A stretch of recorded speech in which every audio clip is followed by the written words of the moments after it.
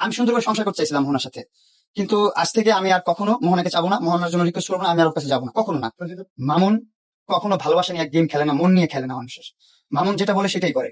মামুন কখনো টাকা চিনে নেই, টাকার লোভ মামুনের মধ্যে জীবনে ছিল না। থাকলে অনেক টাকার মালিক হইতাম আমি। এখন আমি শূন্য পকেটে আছি, এখন আমার পকেট শূন্য।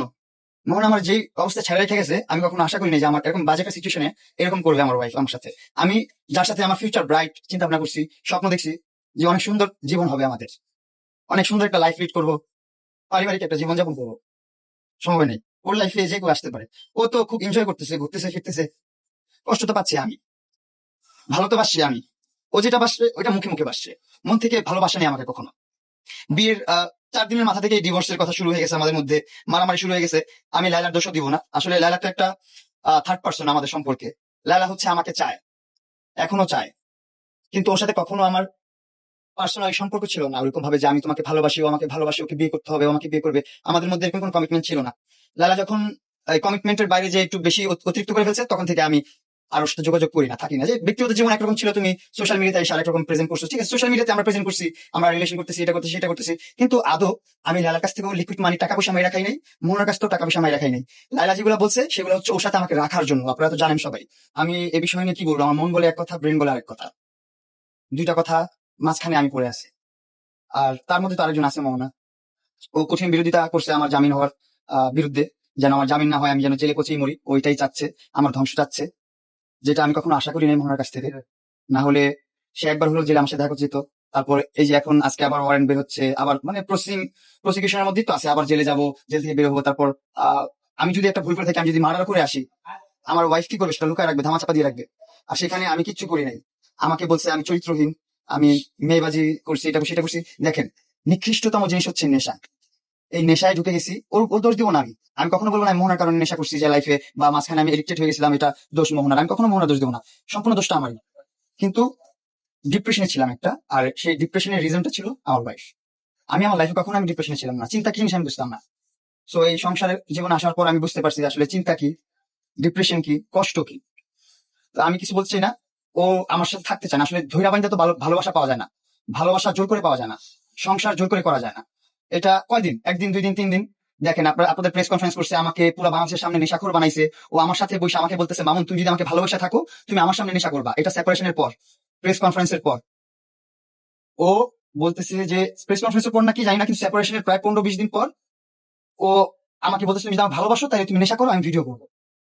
আমার বিশ্বাসটা কোথায় ছিল? আমি ওর বিশ্বাস করছি যে ও আমার ওয়াইফ। ও দেখতে চাচ্ছে মনে হয় যে আমি ওর বিশ্বাস করি কিনা, আমি ওকে বিশ্বাস করি কিনা, এটা ও দেখতে চাচ্ছে, ও প্রমাণ চাচ্ছে। ঠিক আছে, তুমি ক্যামেরা অন করো, আমি নেশা করবো তোমার সামনে। আমি ওর অন ক্যামেরাতে নেশা করছি, সেটা এসে প্রেস করছে। দেখেন, সেপারেশন করছে 18 তারিখ, প্রেস কনফারেন্স করছে 2 তারিখ, এর মধ্যে কতদিন গ্যাপ? 10-15 দিন। একটা গ্যাপ, গ্যাপ তো আছে, 10 দিন ধরেন, 10 দিন গ্যাপ।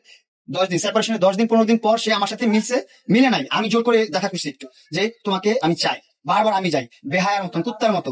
একটা ভিখারি, সেও 2-3 বার হাত পাতে একটা মানুষের কাছে, যে ভিক্ষা দেন, যখন বলে মাফ করেন, মাফ করেন 2-3 বার বলে, তখন একটা ভিখারিও বুঝে যে আর হাত পাতা যাবে না। কিন্তু আমি ভিখারির চেয়েও বড় ভিখারির মতো ওর কাছে ভিক্ষা চাইছি, ভালোবাসা ভিক্ষা চাইছি, একটা সুন্দর সংসার ভিক্ষা চাইছি, ভালো একটা সংসার ভিক্ষা চাইছি। ও ওরা দেখাইতে বলেন আমি একটা মেয়ের সাথে বাজে কনভারসেশন আমার আছে, একটা ওর বিয়ে করার পর একটা মেয়ের সাথে, একটা সিঙ্গেল মেয়ের সাথে জাস্ট একটা টেক্সট, বাজে একটা টেক্সট আমার দেখাতে পারে কিনা যে মামুনের চরিত্র খারাপ, মামুনের চরিত্রের সমস্যা।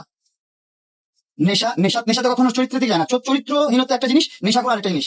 মানুষ নেশা রাস্তা কখন চুজ করে জানেন? এই ভালোবাসা নেশা থেকে বের হওয়ার জন্য। ভালোবাসা যেই নেশায় পড়ে, এই নেশাটাকে কাটানোর জন্য নেশায় পড়ে যায় মানুষ। আমি বলবো ভাই, নেশা নেশা দ্রব্য আপনারা নিয়েন না। নেশা আসলে ডিপ্রেশন থেকে খানিক সময়ের জন্য আপনাকে দূরে রাখবে, কিন্তু চিরস্থায়ী ভাবে আপনাকে ধ্বংস করে দিবে, যেমনটা আমি হচ্ছিলাম। পার্সোনাল জীবনেও, ইন্টারনাল বডিতেও অনেক ইফেক্ট করতেছিল। যাই হোক, আমি এত কথা বলতে চাই না, এতটুকুই বলতে চাই, আমি সুন্দর করে সংসার করতে চাইছিলাম মোহনার সাথে, কিন্তু আজ থেকে আমি আর কখনো মোহনাকে চাবো না, মোহনার জন্য রিকোয়েস্ট করবো না, আমি আর ওর কাছে যাবো না, কখনো না। ও আমাকে ফোন দিছে, আমি যখন জেল থেকে বের হয়েছি, দেন গত সপ্তাহে প্রেস কনফারেন্স করছি, ওই ওই দিন রাতে আমাকে ফোন দিছে। আমি হোসেন ভাইকে দিয়ে বলেছি যে ভাইয়া ওকে বলো আমাকে বকাবকি না করতে, সুন্দর করে কথা বলতে, আমি সুন্দর করে কথা বলতে চাই। আসলে ও আমার ওয়াইফ, ওর অ্যাগ্রেসিভনেস নিয়ে আমি কিছু বলতে চাই না, এটা আমার পারিবারিক বিষয়, কিন্তু ও অনেক অ্যাগ্রেসিভ, অনেক অ্যাগ্রেসিভ। এতটা অ্যাগ্রেসিভ আসলে মহিলা মানুষদের দ্বারা আশা করা যায় না। আর সবচেয়ে বড় কথা, সহধর্মিনীর কাছে এটা আশা করা যায় না, সে এরকম ব্যবহার করবে, এরকম আচরণ করবে আমার ফ্যামিলি নিয়ে, আমাকে নিয়ে, আমার মাকে নিয়ে, আমার বোনকে নিয়ে, যেভাবে কথা বলে, যেভাবে আঘাত করে সম্মানে।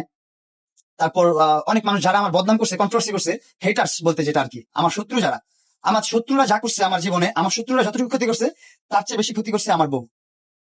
তার চেয়ে বেশি ধ্বংস হয়েছে আমি আমার বউর কারণে। আমি যাকে ভালোবাসি মন থেকে, আমি লাইফে কাউকে কখনো ভালোবাসিনি। আমি অন ক্যামেরাতে সবাইকে চ্যালেঞ্জ দিলাম, মোহনাকেও চ্যালেঞ্জ দিলাম, তুমি যে বলো আমার ব্যবসা আমার বিজনেস, তুমি আমাকে একটা প্রুফ দেখাও, একটা মেয়ে নিয়ে আসো। এটা কি দেখেন মাঝখানে কত মেয়ে ইকরা টিকরা এটা ওইটা সেটা, ওর মা তার মা প্রেস কনফারেন্স এটা ওইটা সে কত কিছু করছে, প্রুফ করতে পারছে?